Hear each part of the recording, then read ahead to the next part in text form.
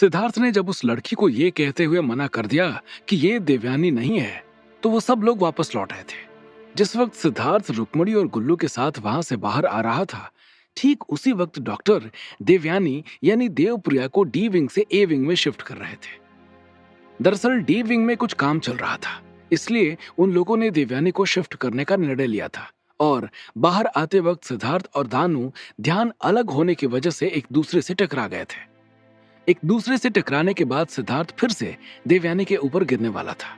इससे पहले वो एक बार और देवयानी के ऊपर गिरने वाला था, लेकिन उस वक्त दानू ने उसे बचा लिया था। और इस बार सिद्धार्थ को दानू नहीं रोक पाया और वो देवयानी के बेड के ऊपर गिर गया था। लेकिन इससे पहले कि सिद्धार्थ का शरीर देवयानी के शरीर से टकराता, कि सिद्धार्थ ने अपना हाथ देवयानी के बेड पर लगाकर अपने आप को रोक लिया था। अब ये देवयानी की बदकिस्मती थी या फिर इंद्रनगर को अभी और बुरे दिन देखने थे कि सिद्धार्थ फिर से एक माइनर दूरी से देवयानी से टकराने से बच गया था। अरे सिद्धार्थ भाई, आप तो वापस चले गए थे अपने गांव, दानू ने सिद्धार्थ की ओर देखते हुए कहा। इस समय देवयानी की आत्मा एक्टिवेट थी और वो सिद्धार्थ को देख सकती थी, लेकिन उसके अंदर ताकत नहीं थी कि वो सिद्धार्थ को टच कर सके, इसलिए वो अंदर ही अंदर घुटती जा रही थी।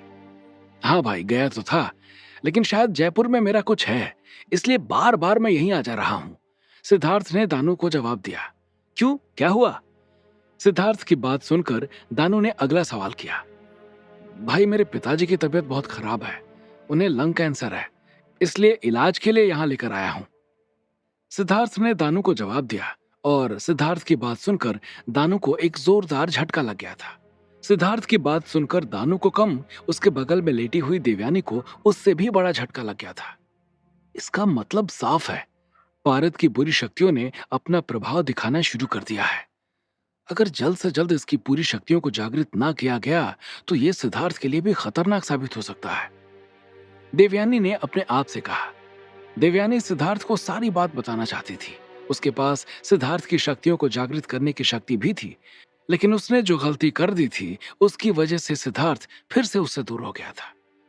Lung cancer? दानू ने चौंकते हुए कहा। हाँ भाई, सिद्धार्थ ने मायूसी भरी आवाज में जवाब दिया। तुम चिंता ना करना सिद्धार्थ, अंकल ठीक हो जाएंगे, बस हार ना मानना और ये ना सोचना कि अंकल कभी ठीक नहीं होंगे। देख लेना वो कितनी जल्दी ठीक होकर आते हैं।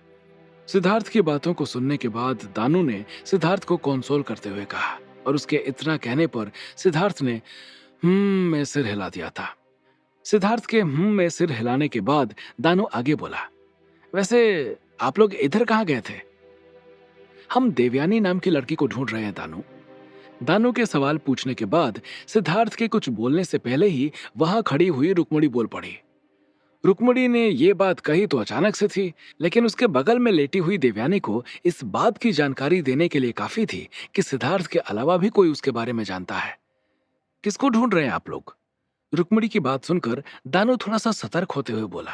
अरे किसी को नहीं दानू भाई, एक पेशेंट है डॉक्टर साहिबा की, देवयानी नाम है उसका, छोटी सी बच्ची है, मेरे पिताजी के बगल वाले बेड पर थी, पता नहीं कहां चली गई, सिद्धार्थ ने रुक्मणी के द्वारा कही गई बात को संभालते हुए कहा। और उसके इतना कहने पर दानू ने में सिर हिला दिया था। और इससे पहले वो आगे कुछ कहता कि उसे वार्ड बॉय ने आगे बढ़ने के लिए आवाज दे दी थी, क्योंकि वो लोग बीच में खड़े हुए थे और उनकी वजह से वहां भीड़ लगने वाली थी। और वार्ड बॉय की आवाज देने पर दानू देवयानी को लेकर आगे बढ़ गया था और उसके बाद सिद्धार्थ भी रुक्मणी के साथ बाहर निकल आया था। सिद्धार्थ रुक्मणी के साथ बाहर निकलकर हॉस्पिटल के बाहर बने हुए गार्डन में पहुंच चुका था और वहां पहुंचने के बाद सिद्धार्थ और रुक्मणी एक बेंच पर बैठ गए थे, जबकि गुल्लू सिद्धार्थ के बगल में ही बैठ गया था। दोनों कुछ देर तक ऐसे ही चुपचाप बैठे रहे और फिर रुक्मणी ने चुप्पी तोड़ते हुए कहा, आई एम सॉरी सिद्धार्थ, पता नहीं कैसे मेरे मुंह से देवयानी का नाम अचानक से निकल गया, जबकि मेरा इंटेंशन थोड़ा सा भी ये नहीं था। रुक्मणी ने सिद्धार्थ से सॉरी बोलते हुए कहा, अरे कोई बात नहीं, हो जाता है, कभी कभी हम दिमाग में जो नाम लगातार सोचते रहते हैं वो नाम हमारे मुंह से निकल जाता है, सिद्धार्थ ने रुक्मणी की ओर देखते हुए कहा। सिद्धार्थ को इतना मैच्योर तरीके से बात करते देखकर रुक्मणी अंदर ही अंदर और ज्यादा निहाल होने लगी थी। वो सिद्धार्थ को अपना दिल पहले ही दे चुकी थी। उसके बाद जब उसे सिद्धार्थ की शक्तियों के बारे में पता चला तो उसका दिल सिद्धार्थ के लिए और तेजी से धड़कना शुरू हो गया था और अब तो उसे सिद्धार्थ की हर बात अच्छी लगने लगी थी। इधर सिद्धार्थ और रुक्मिणी आपस में बातें कर रहे थे और उधर युवराज रुद्रदेव अभी भी अपने हाथ में मौजूद अंगूठी से निकलने वाली रोशनी को देख रहे थे। उन्हें ऐसा एहसास हो रहा था कि वो रोशनी कुछ कहना चाह रही है, लेकिन अपनी अंगूठी को टच करने में उन्हें थोड़ी सी झिझक हो रही थी। क्या मुझे इसे शांति आंटी के सामने खोलना चाहिए या नहीं? कहीं वो घबरा ना जाए। युवराज रुद्रदेव ने अपने आप से बातें करते हुए कहा। हालांकि शांति देवी को युवराज रुद्रदेव की सारी सच्चाई मालूम पड़ चुकी थी, लेकिन कुछ बातें ऐसी भी थी जिसे युवराज रुद्रदेव ने अभी सबसे छुपा कर रखा हुआ था, और उसी में से एक राज ये भी था। क्या हुआ युवराज, आप इस अंगूठी को इतना गौर से क्यों देख रहे हैं? क्या ये अंगूठी कुछ कहना चाह रही है? युवराज रुद्रदेव को अंगूठी की तरफ देखता पाकर शांति देवी ने सवाल किया। हाँ, कहना तो चाह रही है, लेकिन मैं समझ नहीं पा रहा हूं कि मैं इससे बात कैसे करूं। युवराज रुद्रदेव ने शांति देवी को जवाब देते हुए कहा। युवराज रुद्रदेव ने यह बात शांति देवी से झूठ कही थी कि वो समझ नहीं पा रहे हैं कि आखिर वो इस अंगूठी से बात कैसे करें। उन्हें सब तरीके मालूम थे, लेकिन वो अपने इस राज को शांति देवी के सामने नहीं आने देना चाहते थे। जब युवराज रुद्रदेव ने शांति देवी से ये बात कही तो शांति देवी समझ गई कि हो ना हो युवराज रुद्रदेव उनसे कुछ छुपाने की कोशिश कर रहे हैं। इसलिए वो युवराज रुद्रदेव की तरफ देखते हुए बोले, ठीक है युवराज, आप इससे बात करने का तरीका ढूंढो, तब तक मैं और रॉकी घूम कर आते हैं। इतना कहकर शांति देवी ने वहां बैठे हुए रॉकी की तरफ देखा और जोर से बोले, चलो रॉकी। शांति देवी इतना कहकर उतर गई थी और उसके बाद फिर उन्होंने गाड़ी के दरवाजे को खोल दिया था, जिसके बाद रॉकी भी गाड़ी से उतर गया था और रॉकी के गाड़ी से उतरने के बाद शांति देवी उसे अपने साथ लेकर चली गई थी। इधर रॉकी और शांति देवी युवराज रुद्रदेव के पास से उतरकर दूसरी तरफ चले गए थे और उधर गाड़ी के अंदर बैठे युवराज रुद्रदेव ने अपने हाथ में मौजूद अंगूठी के ऊपर लगे हुए एक हीरे को जैसे ही हटाया कि तुरंत उस अंगूठी से एक रोशनी बाहर निकल आई थी, और जैसे ही वो रोशनी बाहर आई कि उसने एक इंसानी आकृति ले ली थी। बताओ क्या हुआ?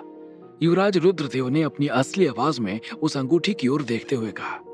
बहुत देर लगा दी मेरी कॉल उठाने में, कहीं मिस्ड कॉल हो जाती तो। उधर से एक जानी पहचानी आवाज सुनाई पड़ी और उस आवाज में एक मस्खरी भरी हुई थी। ये आवाज और किसी की नहीं बल्कि रिया माथुर के नौकर गोली की थी, जिसके शरीर को युवराज रुद्रदेव ने धारण किया हुआ था। क्षमा करें मुझे, मैं थोड़ा डर गया था। मैं शांति चाची के सामने आपसे बात नहीं करना चाह रहा था। युवराज रुद्रदेव ने अपनी मजबूरी गोली के सामने रखते हुए कहा।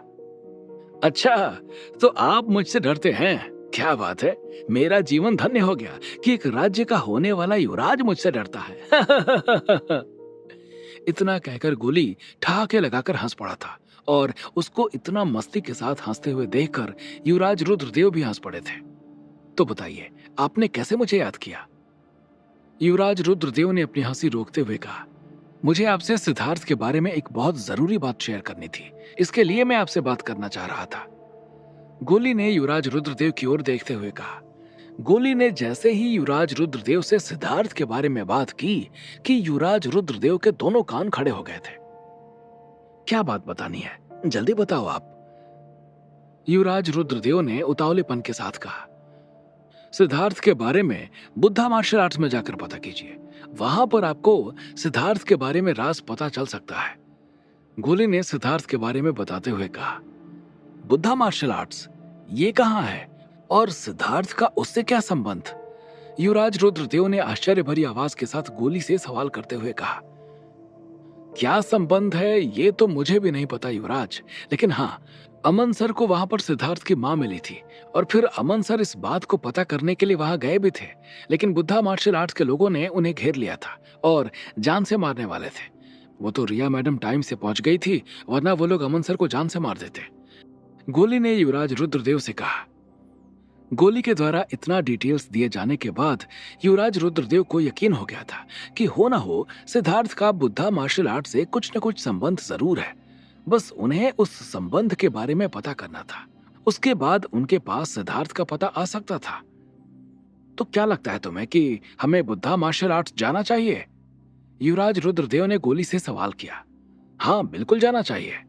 अगर आप वहां जाएंगे तभी आपको सिद्धार्थ के बारे में कुछ पता लगेगा, वरना आप ऐसे ही हाथ पांव चलाते रह जाएंगे।